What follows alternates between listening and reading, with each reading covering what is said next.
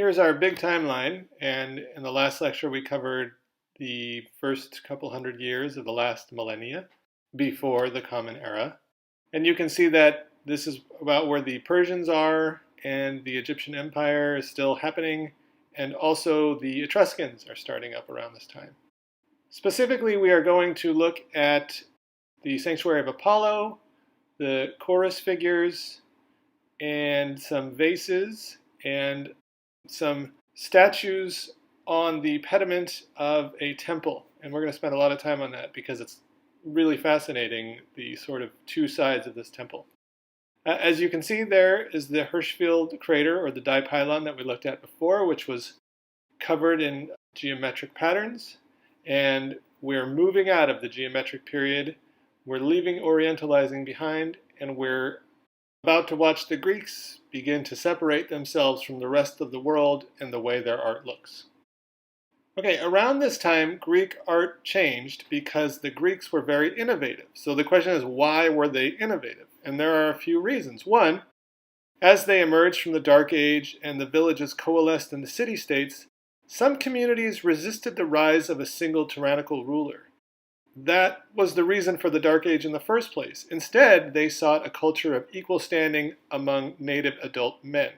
More equal societies were better able to adapt because they could mobilize more fighting men with high morale, and it's easier to win battles if you can put more men in the field that actually believe in what they're fighting for. The second reason was there was a lot of interstate competition, and failure wasn't really an option. There were pressure for city-states to adopt technologies and institutions that offered competitive advantages. So competition then drove innovation in many fields, including technology, institutional design, like how to form the best government. And because the city-states shared a culture and a language, the goods and the ideas moved quickly from one city-state to another. A third reason was that political institutions centered around citizenship. These included relatively fair laws and open access to institutions for citizens, which protected the people from the whims of powerful private individuals. So a society that creates the best people, in turn, work to create an even better and stronger society, hence a virtuous cycle. Of course, this finally ended. It lasted until the great innovators like Aristotle of the city-states were actually exported to fringe Hellenic societies like Macedonia. Basically, there were all these smart people now, and they'd done such a great job making them. So Macedonia then used the ideas of these innovators to swallow up all of Greece, and then Alexander the Great was a Macedonian. They create this giant empire, and then come the Romans, and nothing is ever the same again, and we will get there. Okay, so now we know the reasons that their art changed. Let's examine what their art was in service of. Everyone, I'm sure, has read those books about Greek myths and Arachne and the spinning wheel, and there's a lot of different stories about Greek gods that help to explain natural phenomenon. But I think it's important to remember that the Greeks believed that although the gods were immortal, they still possessed human forms, emotions, and flaws. They were jealous, they would get angry, they would get possessive. I mean, just consider the story of the Minotaur that we've already discussed. Anyway, a lot of the architecture that the Greeks created were in service of the gods. So they would make sanctuaries, they would make temples, basically sacred places that would house a statue of a god or be dedicated to a god in some way. The first sanctuary that we'll actually look at is in Delphi, and it's just kind of north of Corinth and Athens, two cities that we've already seen, on the slope of Mount Parnassus. So the god Apollo was believed to communicate with humans at this sanctuary.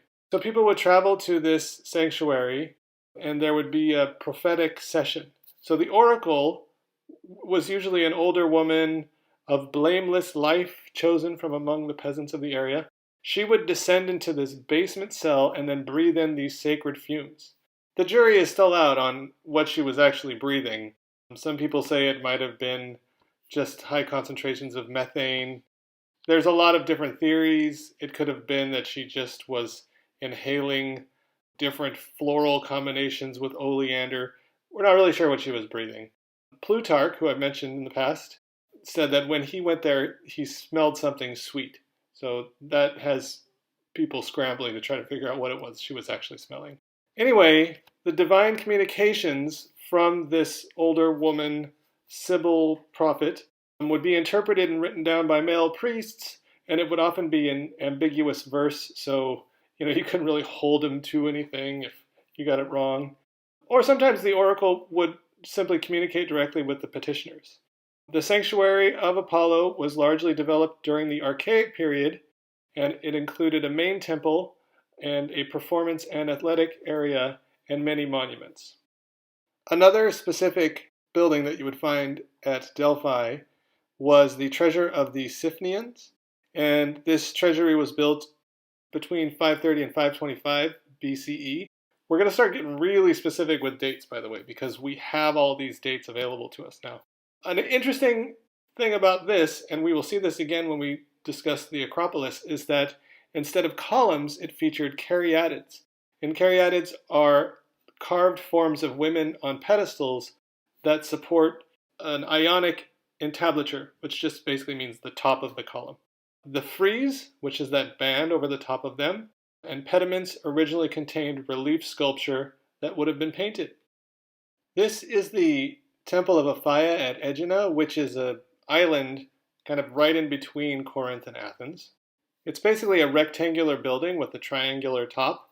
The plan features 6 columns on the facade or the front and 12 on the sides, and a cella or interior space that could be entered from either short side. Even though this is a temple and it had something inside of it, all of the ceremonies would occur outside, and there was a kind of an altar in front of it in which all of the ceremonial activities would take place. The columns themselves on the building have a slight swelling in the middle. This is called entasis, and it's used to sort of physically but also mentally strengthen a building, because a structure with a bunch of columns appearing to the naked eye, if they are all sort of thin and the same width around, they almost look like they're going to buckle or kind of bow. So this entasis provides a strengthening of the building instead of this weakness that would appear to the naked eye. We actually talked about this a little bit when I was mentioning the columns at the Palace of Knossos, but we will definitely talk about it more when we get to the Acropolis and the Parthenon. While we're on the subject of columns, why don't we talk a little bit about the architectural styles. There are basic components of a column, and they include a shaft, which is formed by drums. We actually saw this in Egypt when we watched that Engineering and Empire video, and they showed how they built up the columns, and then they would kind of smooth them all out. And then there's a capital, or the top of it. The Doric is the oldest order, and those are fluted shafts, which basically means the columns themselves have ridges all the way down, and then they are directly on the stylobate, or the floor. The Ionic they are filleted, which means a ridge between the indentations of a fluted column, and then they actually have a base. There is a top of the column called a volute. The last Greek style is Corinthian, and these are much more stylized, and they have acanthus leaves at the top and an astragal, which is basically that frilly thing underneath the acanthus leaves, and a more complex base sitting on the stylobate. Okay, now that we have covered the columns pretty intensively, let's talk about the pediment, and that is the triangular part of the roof that you can see from either side of the short ends. And the pediments were filled with sculpture, and then the sculptures were painted brightly. And there's a challenge in triangular pediments to kind of fit all these figures into it so they don't look like they're being squished into corners. And that challenge was taken on by 2 separate workshops for both ends of this building. And what we're going to do is kind of compare the 2 workshops and how they tried to tackle this space. But first, because I'm awesome at technology, I was able to actually insert the Smart History video about this temple into this lecture.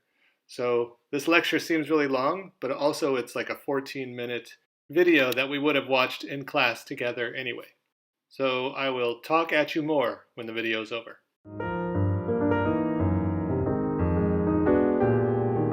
We're in the Glyptotech in Munich. This is an extraordinary museum devoted to ancient Greek and Roman antiquities.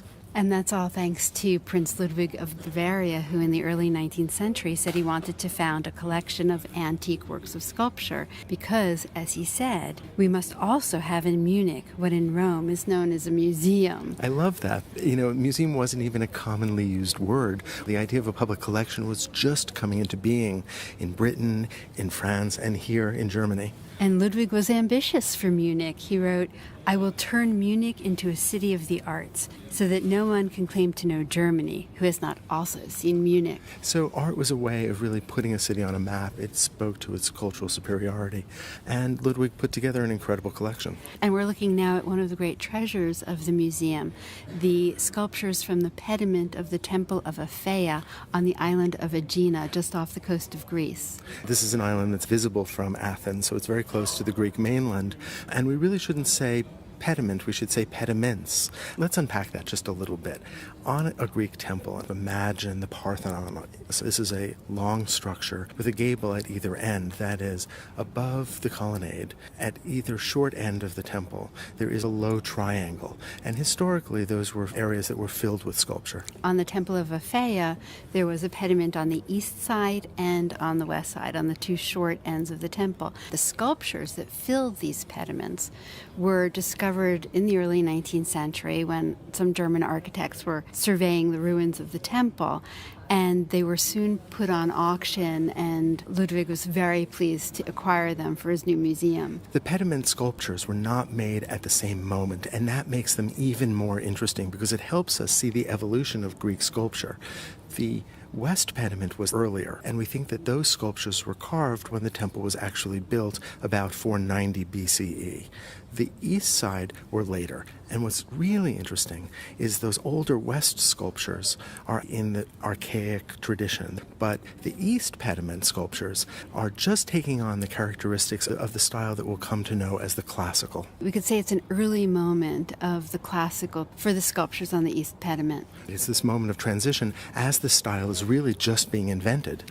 Now, the subject for both pediments was the Trojan War, the war between the Trojans and the Greeks. Now, this war is really a mythic war, but we know about it because it is the subject of Homer's great epic poem, the Iliad. And some of the heroes of the Trojan War were from the island of Ejenna, so it makes sense that they would make an appearance on the pediment. So let's start off by looking at the sculptures on the western pediment. In terms of being a space that gets filled with sculpture, a pediment is kind of an awkward environment. It's incredibly awkward because you have these two narrow areas of the triangle that are very hard to fill, and so one of the ways that you can do that is to have reclining figures. Well, that's right. It's almost as if the sculptures have to play limbo. They get lower and lower as you move to the edges.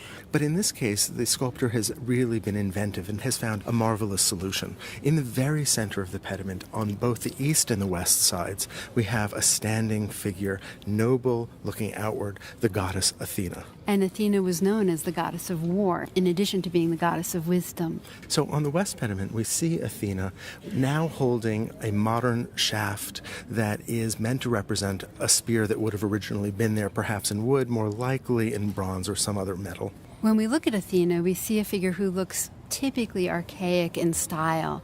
She is frontal, she's rather rigid, fairly symmetrical, and there's a linear quality to her drapery. She has that typical archaic smile that removes her from emotion, removes her from the everyday world. She seems like a transcendent goddess. On either side of the standing Athena are two warriors, and they move outward. They're actually lunging with spears. One has their shield facing us, one is turned in the other direction. The shield is facing away from us, but they move our eye in either direction outward with real energy, real velocity. And of course, they are both slightly lower since their knees are bent so that they fit under the eave of the gable. On either side of those figures, we see kneeling archers who are shooting bows. The archer on the left we can actually identify as Paris, and we can see his cap is tied in the back, his weight is on one knee and on one heel. The bow is missing, but we can certainly see an arm movement that suggests that he was in the middle of loosing his arrow. And then behind him, a striding figure with a weapon who's attacking a figure who's falling to the ground. And look at the complexity of that group of three and the way in which they overlap. There's a real sense of energy, there's a real sense of dynamism, which is pretty extraordinary for the archaic moment. And then on the far left corner, another wounded figure just fits into that corner space. Let's focus for a moment on the wounded warrior that is on the right side of the west pediment. You can see that he's fallen back. He's on his left hip and he's on his left elbow, and his right hand seems to be clutching or perhaps trying to remove a spear that has wounded him. All right, let me stop you for a moment, because he doesn't really look like he's in the position of a wounded warrior. His knee is bent, it comes over his left leg. He's propped up on his left arm, and his right elbow comes up in a rather awkward way. I mean, this figure really doesn't seem believable in terms of what he's supposed to be doing, pulling this spear from his body. Well, that's right. This must be tremendously painful and probably will kill him. And yet, look at his face. He still retains the archaic smile. But for all of this, it's important to remember that this is not naturalism. This is not an attempt to render the feelings of the human body.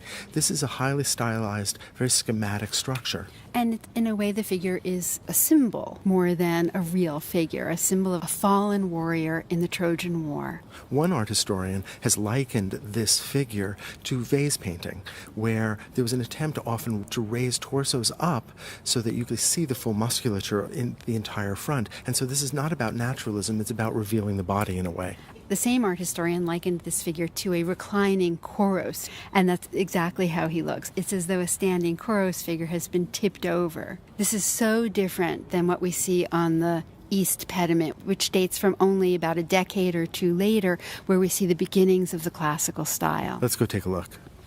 Now, the East Pediment is much more fragmentary on the left side. But the one figure of the fallen soldier is in great condition, and it's so different from what we saw of the earlier archaic west facade. And while this figure still has a bit of that archaic smile, everything else about the position of his body tells us that this is a wounded figure taking his last breaths. You can see that he's holding a sword with his right hand, but he's also trying to push himself back up, but he doesn't seem to be able to do it. His left arm is still in the shield, and he seems to be balancing himself. You know, it's just a moment before that shield falls over with a bang. And so there's a sense that he's propping himself up, but also falling at the same time, lowering his body as he dies. He's looking down at the ground, and his body is more mature than the other figure. It's also much more naturalistically rendered. We're seeing the origin of the classical tradition. In the archaic period, we see hard divisions between the muscles and the parts of the body, outlines almost to parts of the body. And here, one muscle flows into another, and there's a real sense of skin lying over a skeletal structure. Well, that's right. A moment ago, you had said that the archaic sculpture was nothing but really a set of symbols. And here it's as if the artist has actually observed a human body and thought about what it must be like for a figure to fall. And instead of having that back leg coming over the front leg in a very unnatural way, and instead of having that elbow lifted up, the right arm of the figure comes over his torso fully. There's no attempt to reveal the whole body tipped forward to us the way we had in the archaic figure. And now look at the torso. Look at the muscles of the leg. This is a far more complex rendering of the human body in a complex pose. Just like on the West Pediment, as we look at the East Pediment, we've got a central figure, again, Athena. And to the right of Athena, we have figures that are much more intact. We have a lunging figure, we saw that on the West Pediment as well, who is in the process of impaling a man who has lost his helmet. His shield is falling off his arm, and he's tottering.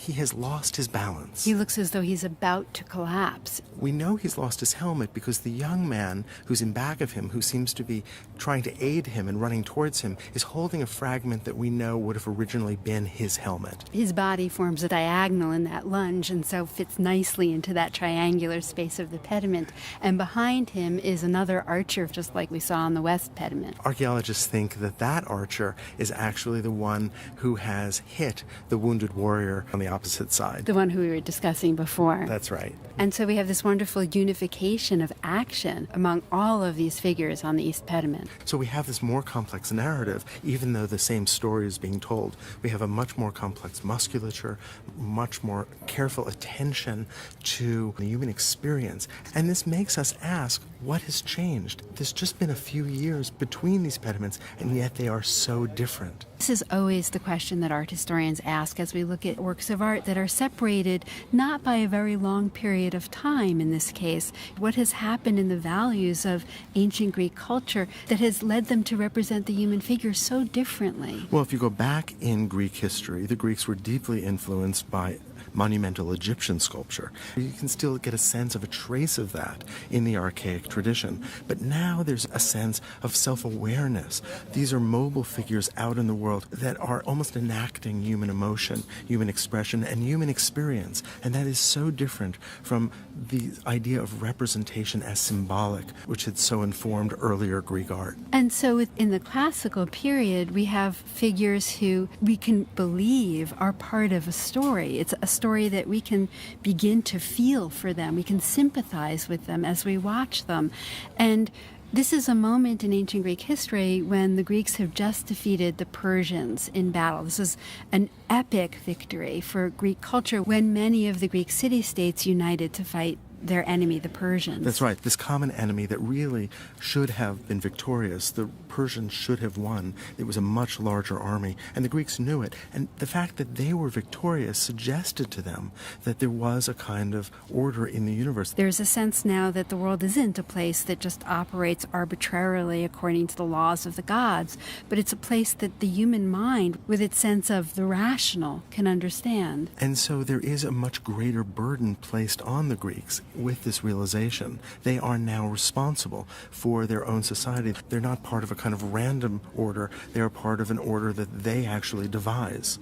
So art historians see the origins of the classical style in this historical moment. We have an obligation, even here in the 21st century, to try to put ourselves, even though it's an impossible task, in the minds of the ancient Greeks and to truly understand these works of art from their point of view. And so it's really important to remember that these sculptures were painted, just like all ancient Greek sculptures, and with very bright colors. So this completely destroys our image of Greek art. I mean, I think when we think about Greek art, we think about these pristine, brilliant white marble surfaces, and they were garish, they were yellow, they were blue, they were green. Art historians and archaeologists have done scientific analyses of these sculptures and found traces and residues of pigments and been able to determine it pretty accurately, at least the red and blues that we find here in some of the geometric patterns. It's so jarring for me to try to imagine these colors back. And it's not just that the figures themselves were painted, but the architectural spaces in which these figures were placed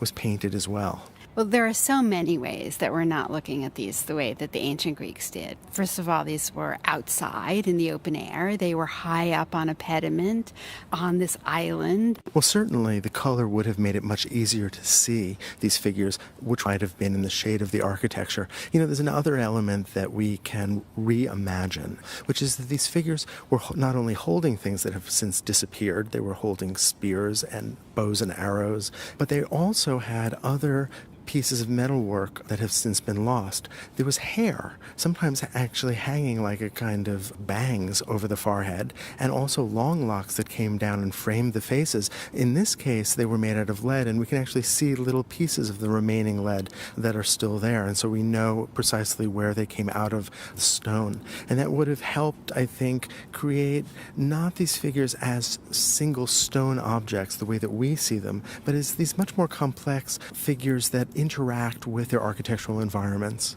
Let's not forget, too, that these are temples. These are places of religious worship, and that they were homes to the gods, and that the central figure on both the East and West pediment is the goddess Athena. And of course, the Greek idea of gods and goddesses is entirely different from our own Judeo-Christian tradition. So these are all important things to keep in mind as we look at Greek sculptures in museums.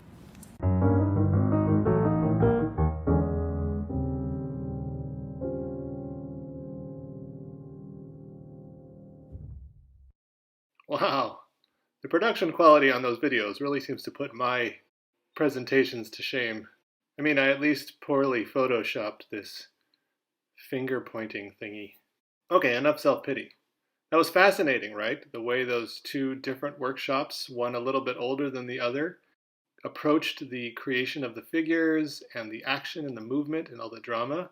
Basically, from here on out, besides the Parthenon, we're going to be talking about depictions of humans. So this is a good introduction to the Archaic style and the early classical. So we'll finish this lecture looking at Archaic statues of humans, and then the next lecture we'll pick up with the early classical stuff. When discussing Greek sculpture, you kind of have to begin at the choros, or plural choroi, and basically it just means like a young man, often nude. There were female sculptures, they're chorae or chorai, plural. They were mostly used as attendants of the gods. They would be dedicated by their purchasers and attend to the gods' needs. Oftentimes they were used as memorials over graves, and they would commemorate or kind of re-embody the young man in the grave in the prime of their life as the heroes they believed themselves to be. They were often large and made of wood or terracotta or limestone or white marble. They would have been brightly painted. The Archaic versions of these choroi are rigidly upright, and they have a stance that's kind of reminiscent of Egyptian figures. They also have this kind of closed-lipped smile, another common feature from the Archaic period. Almond eyes. The anatomy is linear, rigid, and symmetrical, and they're very still. And basically the way that sculpture evolves kind of loosens up this stance, and eventually it becomes a really dramatic kind of a thing. But we will get there. Guess what you get to do? Okay, so in your lecture questions for this lecture, there'll probably be two. One of them will be to compare these two statues. Of course, we know the Menkare. I've kind of cut out the queen/mother situation. But I want you to do a compare and contrast, maybe some kind of formal analysis, which means just start naming things and talk about how they are different or how they are similar. You should be used to this by now. We mustn't forget that the Greeks were also making ceramics at the time, and I just wanted to show you this quickly so you could see the difference between the earlier geometric style and how they tried to fill up all of the space, and then a couple hundred years later, you see that the geometry or the patterns begin to get smaller, and then the scenes of human interaction begin to dominate the vases. And so this has something to do with the idea that perhaps chaos is receding and order is beginning to triumph. By this point, there are two different styles of vase painting, black figure and red figure. And I'm not really going to talk about it that much, but there is a video that I want you to watch. And basically, it's kind of an engineering video which shows you the process of how they create these vases. And it's really fascinating because of all the different temperature settings and the way that paint is applied. And it's really kind of complex. And so watch that video. It's in the modules.